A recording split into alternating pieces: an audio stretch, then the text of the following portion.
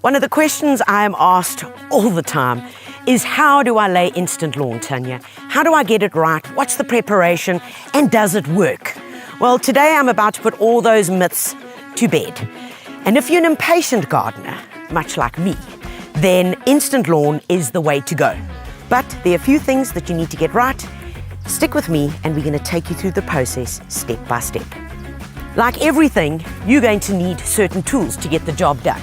And with these tools, you are going to make sure that everything is going to run perfectly smoothly. Number one is a spirit level. Now, it doesn't necessarily have to work as a spirit level, but you'll see when I start using it why you're going to want it. Next up is a piece of plank. And this piece of plank is going to save you and your lawn a lot of turmoil whilst laying it and a little bit afterwards. So any good old piece of plank that you find, get it and you're going to need it. Next up, you're going to need a fork and a spade. A metal rake, guys, and this is important. Please focus on this. A metal rake, not a rubber rake. An optional is one of these little hoes, and I'll get to that in a minute. But most importantly, these are your three tools. Next up, and this isn't optional, folks, is to use a metal roller. Now, you might be saying to me, Tanya, how on earth am I meant to fit this in my car? Well, you don't have to. Contact your local plant hire company and they can deliver it for you and then also come and pick it up and take it away. But this isn't optional, and I'm going to show you a trick to get around this. But if you want perfectly level lawn and to look really good, then I would really stick with this guy.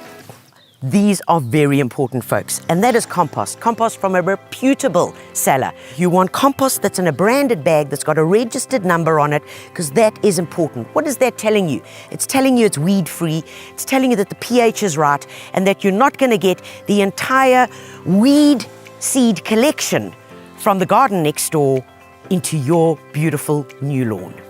BioOcean All-Purpose. This is a pelletized chicken litter which has N, P, and K. What does that basically mean? It means that it's going to be the basic building blocks for the nutrition that your lawn is going to need as you're putting it down. You're going to sprinkle that down at 50 grams, between 50 and 80 grams per square meter. That's 2 handfuls, because generally a handful is about 40 grams. You can never use too much of any organic product. It will never burn and it'll never damage your lawn. And most importantly, folks, is the lawn. Now listen to me very carefully, because this is where it goes wrong. Do your preparation before, at least a few days. If you haven't done your prep, back off. Rather delay it for a week and have your preparation done than order your lawn, because it's a living thing. The roots are here, guys. We're really lucky. This is a very small area. Prep is going to be very simple. But if you're laying anything more than 10 square meters, guys, eat the elephant in bite-sized chunks and don't set yourself up for disaster. Because if you leave the lawn sitting in the sun, it literally is going to start degrading hour by hour by hour. Remember as well, if they do deliver, make sure you've put down some black plastic, okay? Put it down, and if it is really hot on the day, just get a fine sprinkler and do a fine misting on top of it, just to keep the ambient temperature. The next question is, how do I choose my lawn? Which lawn is best for my area?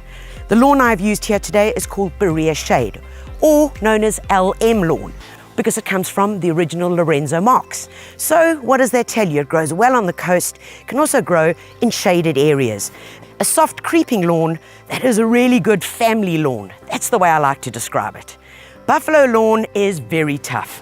Indigenous, almost a bluey color with red stolons, creeping, tough, 30% shade, and is best suited for coastal areas and slightly inland. Kikuyu is another option. It's fast growing, vertically growing as well as horizontal, can be a bit of aggressive, which means you need to mow it more often. And then there's Cynodon. That's the fine lawn, what you see on bowling greens. Now that is really tough, drought tolerant, and can take high traffic. But remember, before making the choice of what lawn to put down, always ask the experts. They, of course, are the experts for a reason. So the next big thing is ordering your grass, folks. And here are a few tips that I want you to remember. You order your grass per square meter. Remember, the way that you work out your lawn is your length multiplied by your width. If, folks, you've got curved beds and you can't exactly work it out perfectly square, whatever you work on, say it's 20 square meters, add another 10% onto it, just to be safe. So, folks, we've measured this out. It's 5 by 3. Remember, 5 multiplied by 3 is, yes, you got it right, 15 square meters. So when you're ordering, you're going to order another 10% on top of that. So we're lucky in the position that we're using for this instant lawn installation, whereas everything has been removed. It's been removed physically by hand, which is in the hoeing method. Guys, if you're doing it that way, then you can start and laying your instant lawn immediately once you followed the basic prep. If, however, you're using a non-selective herbicide to spray over a weeded area, I would recommend that you wait the full 21 days for the herbicide to take full effect. Get rid of all the weeds, including the seeds. First step, once you've got rid of all the weeds and anything that was here, is to get your compost in. So, 1 bag of compost will generally work over 4 square meters. Now, you can do that more intensely, 1 bag per 2 square meters, depending entirely on what your subsoil is. So if it's really clay, really hard soil, give it a bit of extra TLC. Put a little bit more compost in. Because what you put in here, in this beginning work, is going to determine how gorgeous, lush and beautiful your lawn is going to cope for the next few years. Right, remember folks, we were talking about 2 handfuls per square meter. Now, don't stress yourselves out if you drop a bit extra here or there. Because it's an organic product, you're not going to hurt, burn, damage the lawn. By using the Atlantic all-purpose, what you're going to be doing is providing the roots of the lawn, because it's all about the roots at the moment, with the good phosphorus that they need, the phosphates.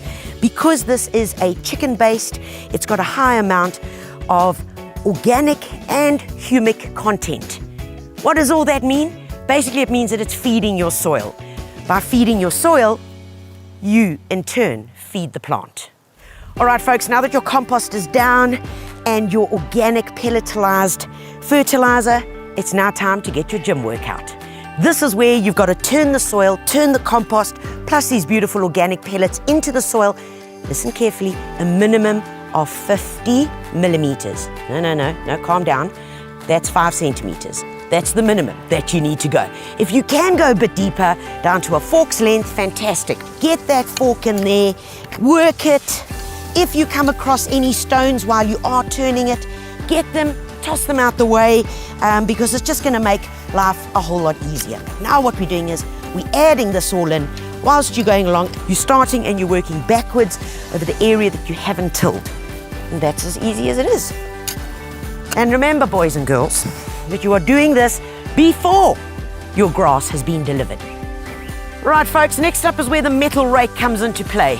Very, very important that it's metal tines, because now what we're going to do is, starting from the one side, simply try and get our levels as evenly as possible. Now, you'll also find while you're doing this, as you're just raking, you'll be pulling up, well, bits of whatever's been left in the soil. Just pop it one side, because this all helps in your prep. The smoother you get it now, the easier it is to lay. Alrighty, folks, so the raking has been done. We're pretty level, and I'm really, really happy with what we've got here so far. Remember, all the big bits, stones, get rid of them. You don't want that here. And now comes the moment when I reveal why we're using a spirit level.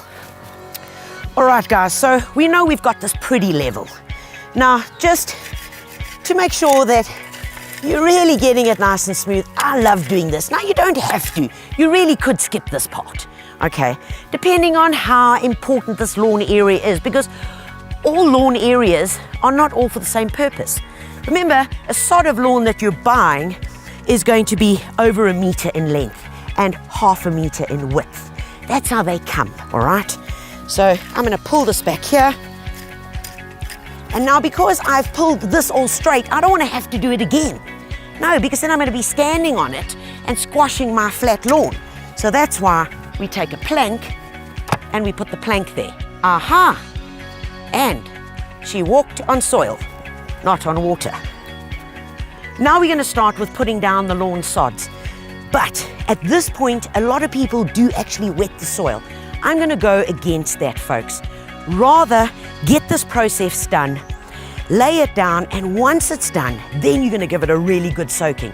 If it's an extremely hot day, then follow up with the watering. As soon as you've done 2 meters, so 2 linear meters, give it a good watering and follow the process. This is very important. So first sod we take, all right, here's our end. So we're going to take that, and that needs to lie right against the edge. And this is the important part. You want to really get it in to knit perfectly well with your existing lawn. So there it is, and you see they make it really easy. You take it from here, and all you do is roll it out. Second bit, take it, flip it over, and try and get this bit as close as possible. So even if you've got to give them a bit of a wiggle, imagine trying to fit 4 people on a 3-seater couch. Get nice and close. So get that knit as close as possible, fan it out, and as you're doing, just work it in with your hands. When you're laying the instant lawn, you might get an area here or the edge of a sod that's not exactly going to fit neatly next to each other. Don't stress, because you're always going to need bits. So all I want you to do is take your sheep shears, and all we're going to do is we're going to cut through here. So cut it and use this. Please don't use a spade. You never get it right. Take this and keep it one side, because we've got other little patches that we might need to fill. Right, so make it nice and straight so you've got a perfect knit. Right, good to go with the next one. Right, folks, it's as easy as that. You just continue with the process, laying down the sods and working it in. Now, all those little bits that you cut off, they don't go to waste. You're going to take these just over here, pop them in, feed them in, and in that way, you just marry up all these little gaps that you might have been left with. Okay, folks, so lawn is down. Now we're going to give it a thorough wetting. How do you know when wet is wet enough? Once you've watered through, if you pick the sod up to check underneath, it should have wet all the way through. Right, last step, folks. Remember I said it's optional to use the roller. If you can hire one, most certainly, over it a few times once it's had a good soaking. Or you take the back of a spade and you give the lawn a good few clups. All that does is it gets the roots in contact with that well-prepared soil, the moisture in there. It knits together beautifully, and all it's got to do is grow. And there you have it, guys. Instant lawn in instant time, and it looks fantastic. Now, all you've got to do is the following. Every morning, every evening, water it for approximately 10 minutes. If it's really, really hot, you could increase that. Do that for the first week. Second week, you can just water in the mornings. And so you can start slowing it down again by week 3. When do you know when to cut the lawn? Guys, when you grab it and it doesn't come apart from the soil, you know, like pulling your hair, you know that it's knitted. Then you can put your lawnmower on a very high setting and gently go over it. Of course, it makes sense. Try and keep the dogs, cats, mother-in-laws, husbands, ex-wives off the lawn whilst it is still trying to take. The more traffic you have on it, the longer this process is going to take. But guys, that's it. That's why it's called instant lawn.